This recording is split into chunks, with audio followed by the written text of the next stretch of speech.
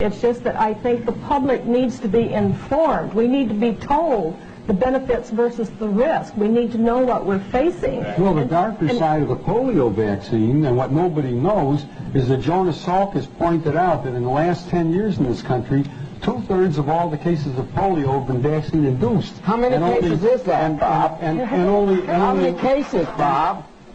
Would you not interrupt me for a second? I know that doctors are used to interrupting patients, but not another doctor. Absolutely. Especially another doctor. I think, but let's get. He does make a point that we should also say Sabin is live and live vaccine, and Salk is inactive. Is inactive, as we say in the laboratory. All right. How many was it? They ask. Well, how many people know that the European epidemic of polio, there were about 20 or 30 cases in this country.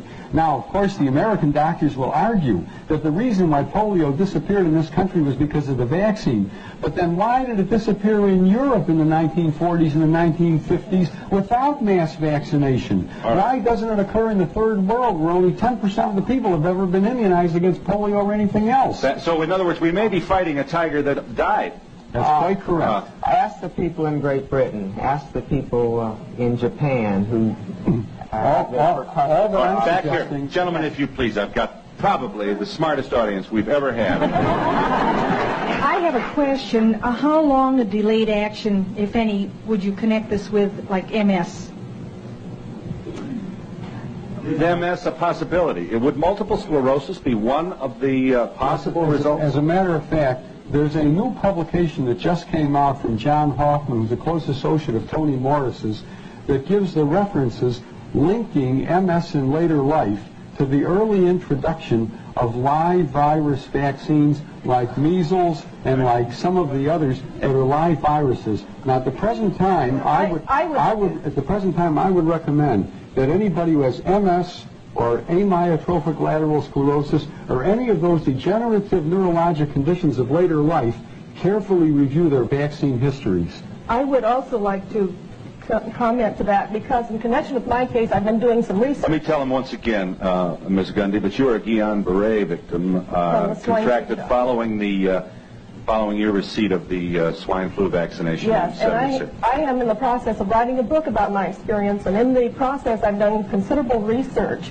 And from what I have learned, it looks as if immunizations frequently cause autoimmune diseases, not only Guillain-Barré syndrome, but lupus, rheumatoid arthritis, multiple sclerosis, and other types of things. Now, I have no data at this point. We should also say that there's a good deal of evidence suggesting that multiple sclerosis may be the result of distemper in an animal that the victim received during childhood. Now, none of this is absolutely nailed to the wall. But that's the problem with this. What's a mother to do with all of these balls in the air and nobody really certain? I would just like to also comment that we had 46 million people vaccinated with the swine flu shot.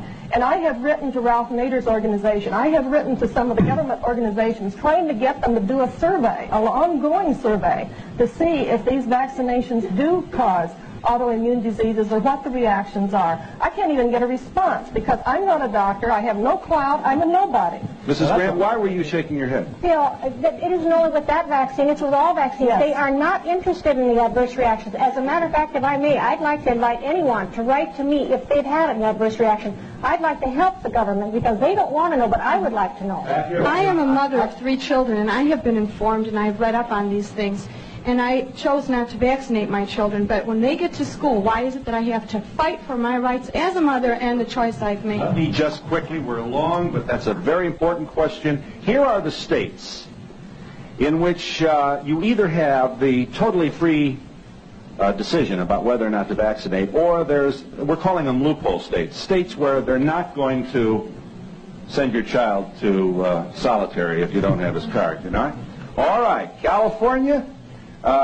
Not all children must be immunized in these states. Some require religious reasons. Some places there is a bureaucratic humma you have to go through to prove that you're this or that. And others it's probably easier. So just for the sake of simplifying this, Colorado, Idaho, Indiana, Iowa, Louisiana, Maine, Michigan, Minnesota, Missouri, Montana, Nebraska, North Dakota, Ohio, Oklahoma, Pennsylvania, Rhode Island, Utah, Vermont, Washington, and Wisconsin. If your state is not on there, it means that your child is going to be left at the kindergarten door feeling very, very much an outcast because he didn't get his immunization shots. And we'll be back in a moment.